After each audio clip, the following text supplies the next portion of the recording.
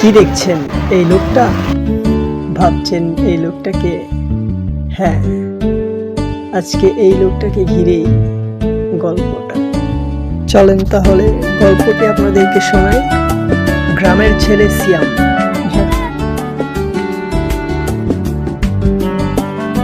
কামাল কাকার বাড়ির সামনে যাবেন? উঠলেন।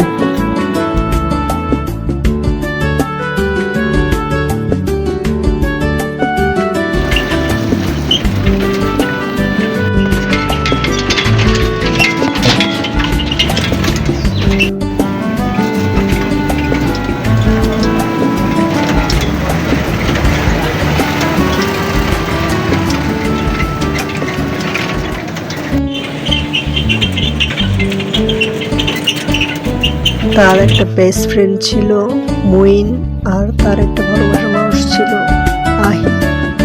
সে তাদের খোঁজে এসেছে। গ্রামটা খুবই প্রাণপ্রিয় ছিল, মধুর গ্রাম।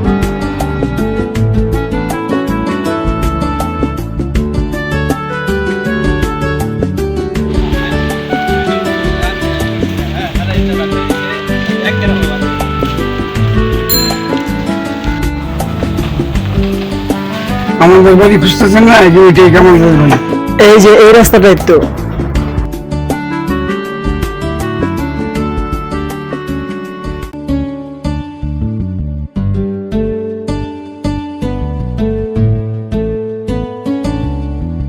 আমি টিকটক করবো, আমার দিল কি এইসব কাম, এইসব আমি করি, আমার দ্বারা টিকটক করি। টিকটকে সেলিব্রিটি আমি, আমার রেটটা কাম করা।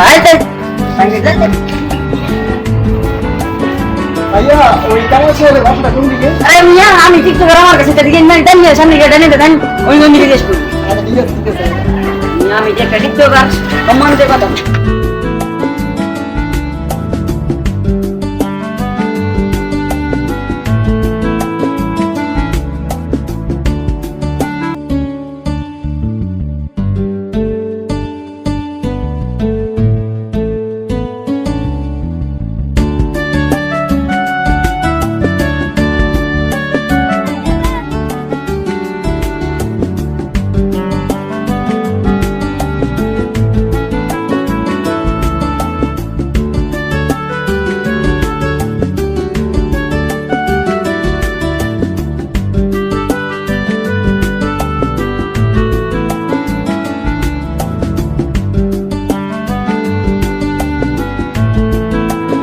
অবস্থা ভাই, ভালো আছেন?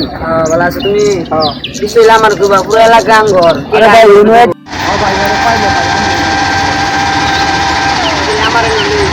আমার নদী বললি ঘুরা ঘুরা করে সারে দিয়া খাবার দুজনের এলাকার দিকটা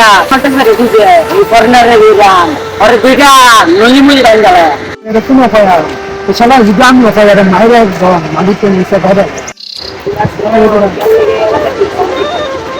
তো নিচে সবাই যায়। আচ্ছা ভাইয়া, এদিকে কামাল চাচার বাসাটা কোন দিকে? যাও বাইরে বাড়ি দিয়ে যাবে দেখা যান যে ভাই।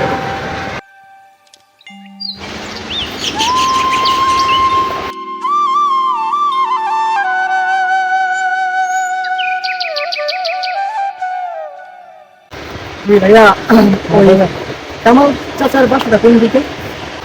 কামাল কাকা কেন খুঁজতেছেন? কামাল কাকা তো অসুস্থ, তাকে কেন খুঁজতেছেন? তার ছেলে আমি। বলেন কি জন্য? আমি হলাম মঈন। বলেন কি জন্য আসছেন? তোমার নাম মঈন? হ্যাঁ। রশিদ কাকা কি চিনো? হ্যাঁ চিনি তো। হ্যাঁ চিনি রশিদ কাকাকে। আমি রশিদ কাকার ছেলে সিয়াম। বন্ধু তুমি কি সিয়াম নাকি বন্ধু? হ্যাঁ, একটু ছোটবেলার কাহিনী এখন সিয়াম।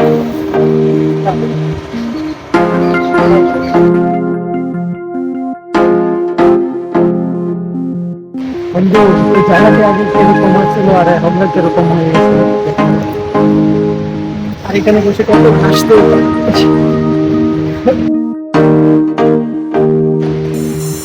আগে আমরা কত মজা করতাম।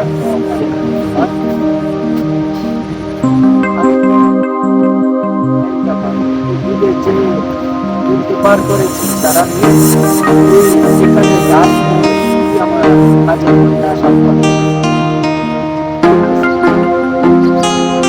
সুন্দর ছিল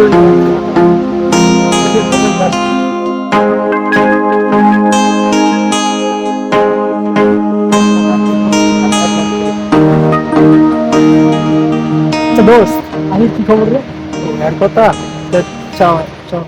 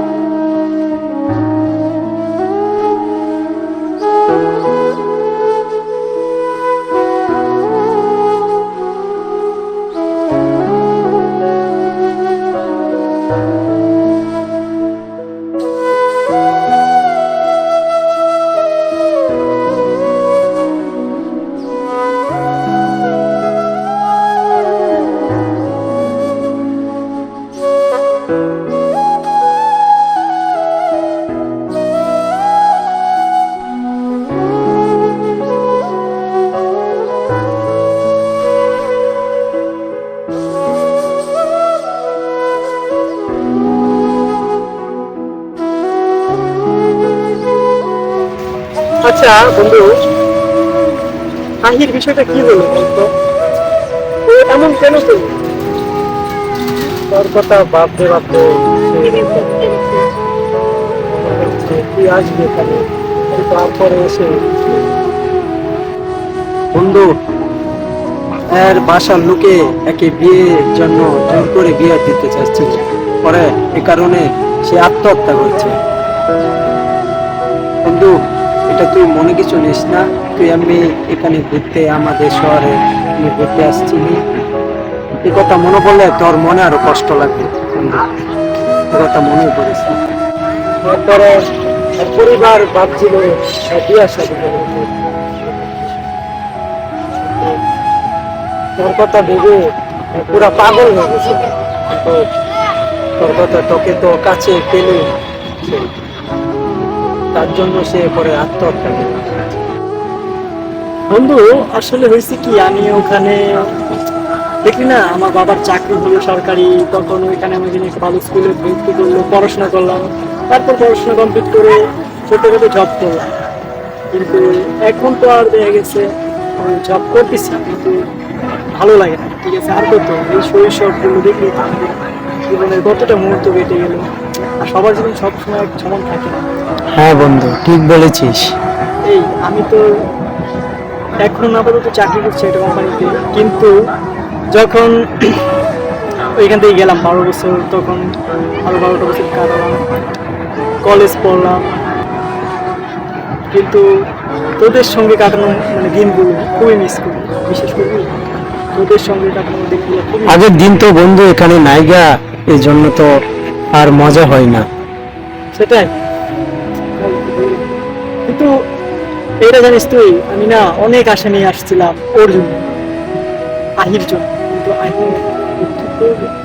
ভাই এ কথা বলিস না এ কথা বললে তোর মনে আরো কষ্ট পাইবে আমার চাপ ছিল তুই আমার জায়গায় থাকলে বুঝতে পারতি ঠিক আছে কিন্তু আমি তো ইচ্ছে করে ওকে আমি কষ্ট দিতে চাই না কিন্তু ও যে এমনটা করবে আমি ভাবি না আমার জন্য শেষমেশ আপনি বন্ধু মনে কিছু নিস না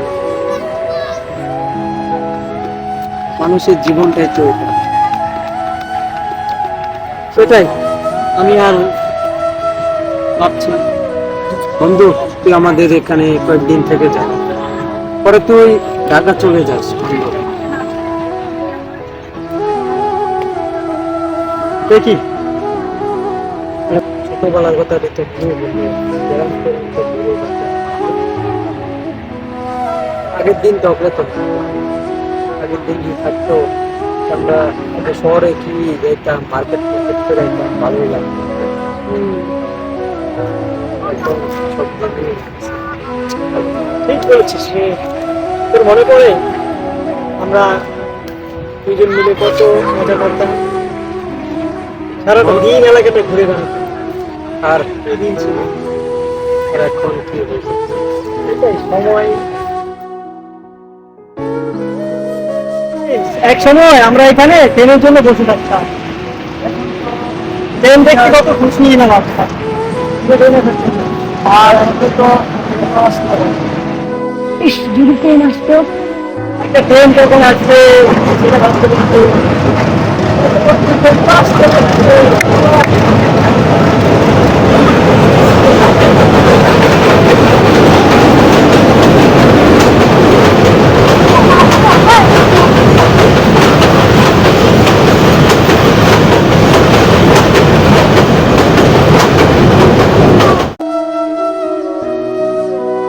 গানটা মায়াবী।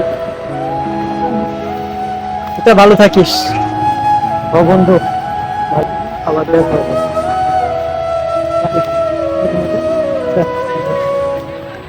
আর রাস্তাঘাট সবকিছু দেখতে হবে, ঠিক আছে বন্ধু? ভালো থাকিস বন্ধু।